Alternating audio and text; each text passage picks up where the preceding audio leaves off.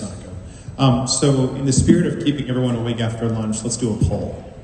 Who in the room is an operator or an aspiring network operator? Let's see a show of hands.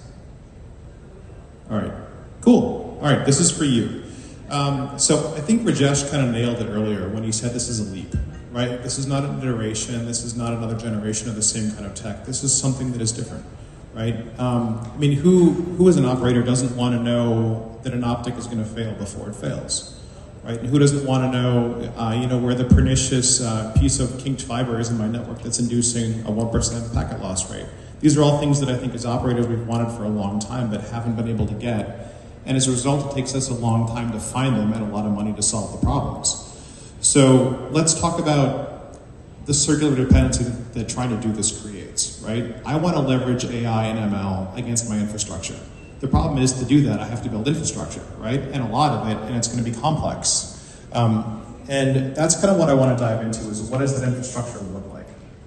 So I could talk about this for an hour. I will spare you that, but I could talk about it for an hour. But I'll try and cover it at sort of a high level. So there's three big buckets that I think we have to focus on, right? The first one is space and power. And if you think about, everyone talks about GPUs and how many GPUs can I deploy and how fast. The reality is there's a space and power implication to that. So as you're deciding how to, go build out your, let's call it your AI infrastructure, thinking about, not just how many kilowatts of space and of power and cooling I can cram into a rack, but how many can I cram into a row, right? If I build a 10 kilowatt rack and the row can provide 15 kilowatts, it's not very helpful.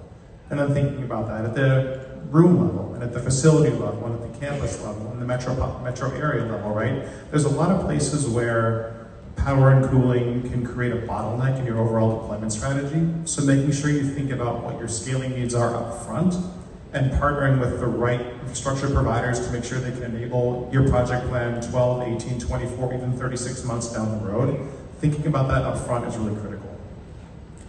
The second piece is supply chain. And I know we all love talking about GPUs, but the GPU story is only part of it, right?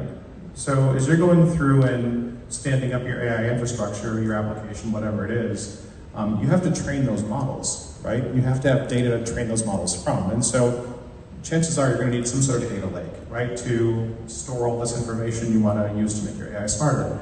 And that has implications for compute, storage, all kinds of other stuff that you need to be able to field that data lake. So as you're thinking about how to be able to stand up these giant training farms, also think about all the other supporting, compute accessories you're going to need to be able to field the, let's call them the data lake elements as well. And then the last, which is by far the most interesting because I'm a network guy, is the network. Training farms create a lot of east-west data flows inside of the network, right? And so that drives a lot of interesting design decisions that you get to undertake as you design your infrastructure. Things like, do you want to deploy Ethernet or InfiniBand? Do you want to deploy a spine leaf network or a cluster? Do you want 100 gig, 400 gig, 800 gig interfaces, right? And the reason this is important is because all these choices eventually drive your job completion time, which influences the ROI of all this infrastructure you just built. And JCT is one of the things we talk about a lot inside of DriveNets as we're designing our AI product portfolio, because if I can, optimize our load balancing tech and drive your JCT costs down by a double-digit %, then I'm creating meaningful improvements in the TCO of the infrastructure you've just gone and built. And one of the really cool things about that is this sort of technological innovation isn't just limited to AI, right? AI is driving the innovation by its own necessity, but let's say you're a large enterprise with large ETL workflows. This technology works for you too, right? And so AI is transforming, this sector of the economy, the sector of technology, but it's going to spill over into all kinds of other parts of commercial and high-scale networking, and I think that is probably one of the most exciting pieces of all of this. Thank you. Thanks, Ryan, but slightly out of syllabus question, but how do you, you're talking about the GPUs and the consumption of infra, how does one balance that with the ESG kind of objectives that organizations have? Does it come at a cost or a compromise?